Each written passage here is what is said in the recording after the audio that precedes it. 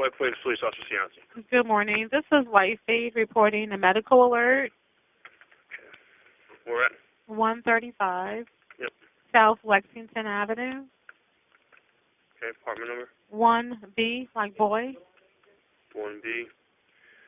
Medical alert? Yes. Okay. What's the name of the resident? Last name is Chamberlain. First name Kenneth. My memories of my father, he was my first hero. He was a superhero to me. There was nothing Dad couldn't do. Really tried to keep me on the straight and narrow. He stressed the importance of education, and he was the one that taught me, I say, how to hold my head up high, really, in the face of adversity, no matter what's going on. Even if you were wrong with something, you hold your head up high and you accept the consequences of your actions. And I miss him very dearly. I am my father's child.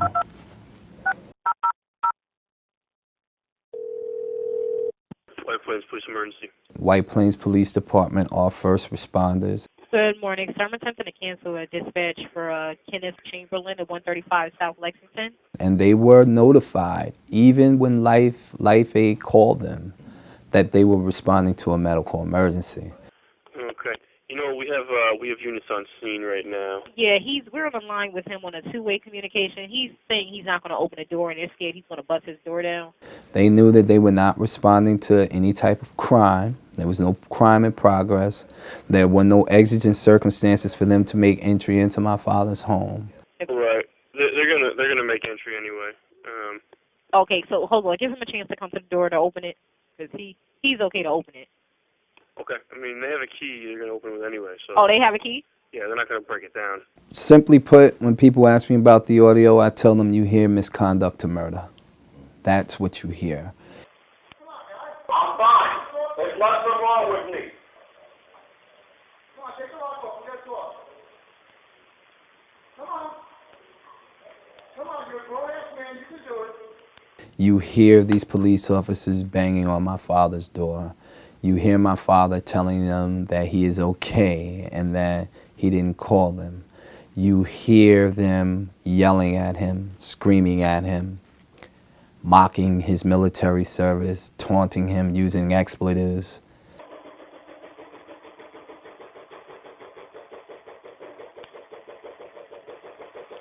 I'm fine. I'm not sick. I'm not disabled.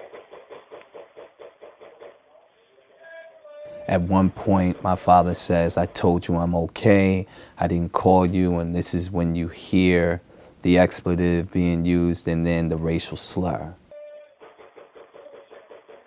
Don't do that, sir. Don't do that. Don't do that, officer. Don't do that. Don't do that. Don't do that. Do not do that. I'm telling you I'm okay. I'm telling you I'm okay. If someone says, I'm fine, the person you came to check on tells you he's fine. The Life Aid monitoring station calls back and cancels the call and says he's fine. Then why are you still there? It should have been, sorry to have disturbed you, sir, and you went on. The police broke the front door off its hinges, and by the time they left, Chamberlain was shot dead, twice in the chest. The two police officers shot Chamberlain first with a taser, then a beanbag shotgun, and finally with live ammunition. Since the Life Aid system records all calls with distressed patients, the entire event in Chamberlain's was recorded over audio, including what Chamberlain's lawyers refer to as racial slurs. The recording picked up how the police taunted him. They even mocked his military service. And I just couldn't understand why that happened, what happened, why did he lose his life that day. At 7:09 a.m., just about 2 hours after a medical alert dispatcher calls to see if the former Marine is okay, Kenneth Chamberlain is pronounced dead. And the entire time before hearing that audio, I never made this about race. I think that sometimes the media will try to do that and try to pit one side against the other. My biggest thing is just accountability. I want someone to be held accountable in the killing of my father.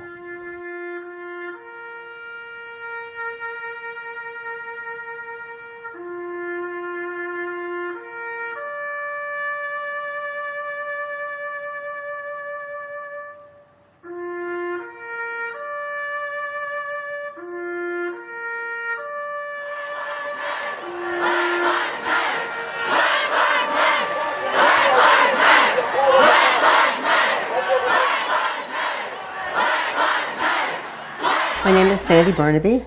I'm currently the chapter president of the National Association of Social Workers in the New York City chapter.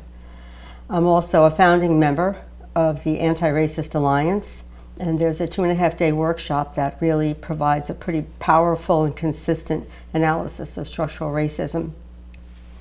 Racism is at the groundwater level of every institution in this country. When we put that 3/5 clause in the Constitution, right on that first page, that people of color, the enslaved Africans, who would be considered 3/5 for the purpose of representation in the South. We've had that in the Constitution. Every institution was designed already in existence before we signed the Constitution with that belief in mind. What we're talking about is systemic racism. So that bias, that discrimination, that pro-white is baked into education, health, housing, transportation, every institution, including policing. Policing has an additional problem, and that the first police were the police of the slave patrols. And their mission was to make sure that the property of the white slave owners would be controlled. So when you're an institution of policing, part of militarism, right, with an added overt mission to maintain that you have as a purpose the maintenance of control of human beings, that is in the fabric of the existence of the institution of policing. And we've had a hell of a time trying to get it out ever since. When we look at racism, we're not looking at individuals. We're looking at a culture. We're looking at a system. I think it would be very dangerous to say that all police officers are bad or all police officers are using excessive force. I mean, that just wouldn't be true. Yet, the culture of policing needs to be held accountable. Will there be more Christopher Ridleys throughout this nation? The National Black Police Officers Association is hoping the answer to that is no. That's why they've decided to hold this press conference Sunday in front of Mount Vernon Police Department. The group of officers say they are keeping a close eye on the investigation into the shooting death of Detective Christopher Ridley. I've been a correction officer for 25 years. Actually, next month, June, it'll be my 25th. I'll be completed my 25th year at the Westchester County Department of Corrections. You want to work with your counterparts, no matter what color they are, but you also see the racism, see the bigotry that is within the department. Back on January 25th, Officer Ridley, who was off duty, tried to break up a street fight between Anthony Jacobs and another man in White Plains. Investigators believe Jacobs grabbed Ridley's gun, and while struggling to get it back, Ridley was shot dead by 4 county cops in a case of mistaken identity. In New York, there have been over 20 incidents of black officers, whether they're on duty or off duty, but the main thing that was in plain clothes, have been shot at and killed by their white counterparts. And this incident never happened in reverse. So, we feel if it can happen to us, it can happen to any young black man walking on the street. Because when you go through the academy, you are taught it's us against them. On the ground. Hold up, sir. I told you to stay. Your ass is down on the ground. Police are not trained to protect and serve the black community. The police are trained to contain and control the black community. It's unfortunate because as a black man, even before you're a cop, you know that there is racism within law enforcement because by the way that you're treated. And these officers say they also want more training within the police department to recognize off-duty officers, so what happened to Ridley doesn't happen again. The politicians, lawmakers, policymakers in Westchester should sit down and develop comprehensive training and programs within law enforcement. It cannot be politics as usual.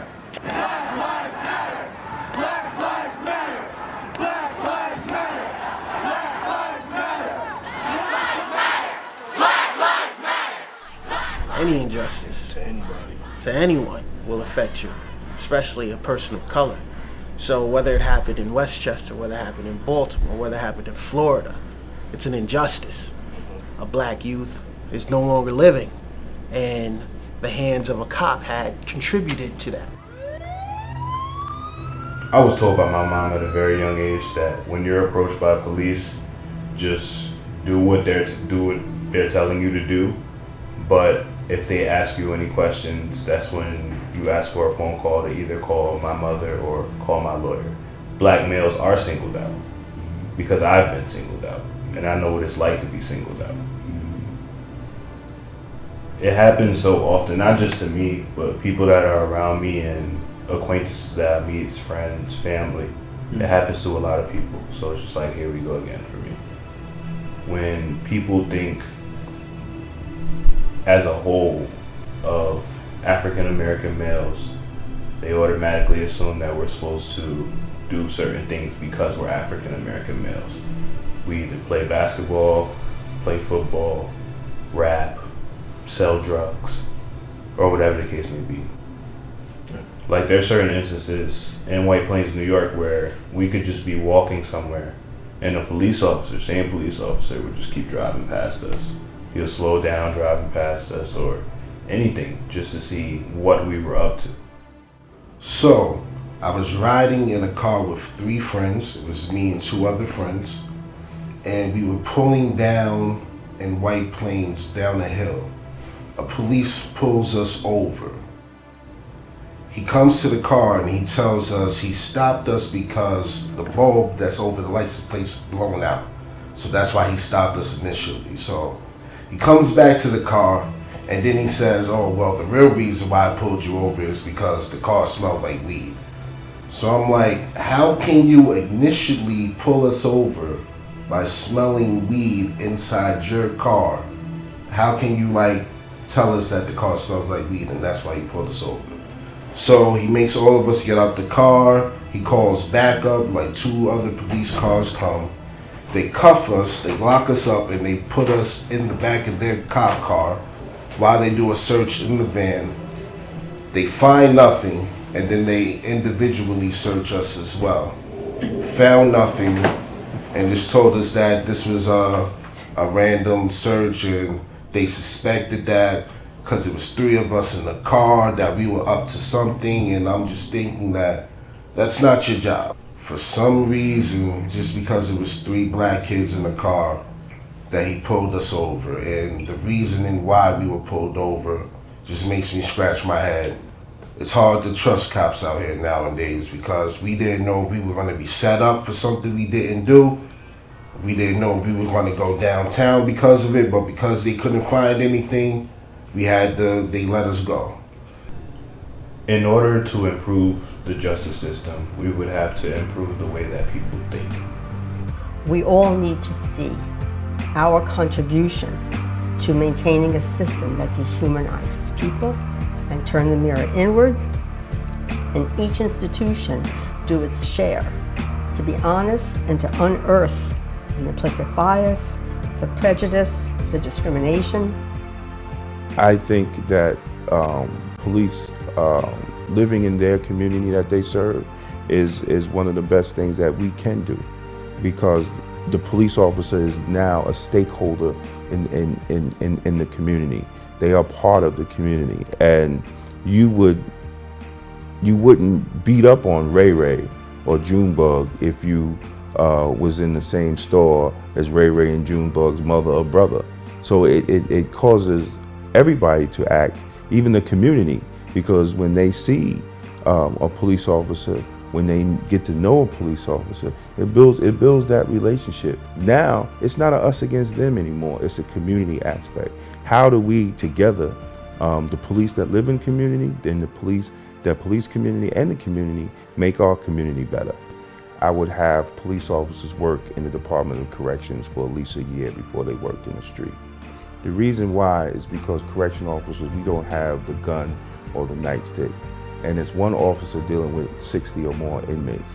You learn how to diffuse situations without being physical because you're already outnumbered. So as a correctional officer working in a jail without all those safety nets, you'll learn to handle things differently, And when you go out the street, you'll take those same skills out on the street before you go to the gun. These young police officers are going to the gun faster. Can we trust law enforcement to police itself and to investigate itself? And I think the answer is clearly no. And in fact, you can even see that right now when you look at the Freddie Gray situation in Baltimore. The fact that the police, the 6 police officers, are now crying that the system doesn't work and that they need an independent prosecutor. And I think that that's remarkable because we've been requesting independent prosecutors for decades. And we did immediately in Mr. Chamberlain's case. And we do that not to say that law enforcement cannot police itself, but that the truth is that it's extremely difficult because you have all kinds of political considerations that come into play. And you now are asking a prosecutor to investigate and possibly indict and seek prison time for people who they work with each and every day.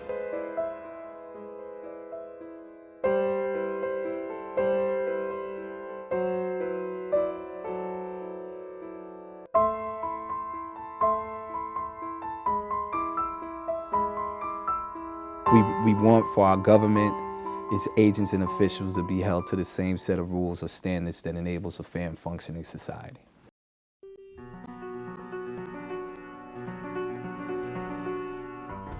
I didn't ask for the fight, I was called to it. When you have situations like this, tragedies, a friend of mine said to me one day, he said, "Your pain is turning to passion." He said, "I see it each and every time that you speak." And as I always tell people, there's nothing I can do that's gonna bring my dad back. But if I can help put mechanisms in place so that, God forbid, this type of tragedy should ever happen to any other family, there'll be laws in place, there'll be prosecutors in place who will be fair and balanced, who will be transparent in their investigations, and if it is deemed or is found out that these officers acted criminally, then they're going to hold them accountable, then I did my job. And I hope to see that happen. I hope that my fight in my father's case can force that change that's needed. But we know that it's going to take law enforcement and the community working together. We know that.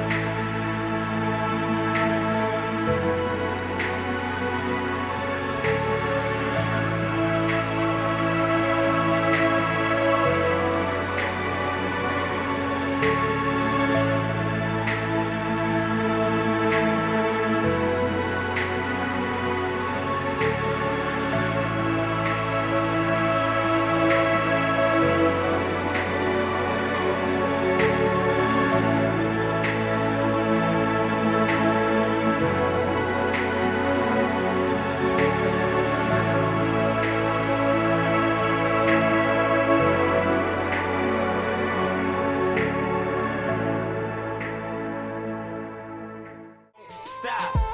We can protest, march, always do our part. They would still kill us and put us behind bars, but we won't stop. We won't stop. No matter what, they can't take nothing from me. Too many years, our dark days not sunny. They killing us off and they think that it's funny. Grinding so hard just to live life comfy, but a youngin' can't breathe. I'm out here surviving, barely. Can you say I'm wrong for keeping that thing near me? Screaming to the Lord, I wonder if he can hear me. Every day we play the victim and it's scary, wondering if it's the love or the fear me. Only on the song when they choose to hear me. Take any negative and they compare me. Cops no indictment for murder, say it's fairly. Judge cause the judge don't care, he a racist. I hope they take this to the court and they play this and see that we gon' rock it. No matter what people say, listen, we won't stop. They say we dangerous, strangers, all of us gang bangers. Police, rangers, wanna see me in chains, but we won't stop. Hey, we won't stop.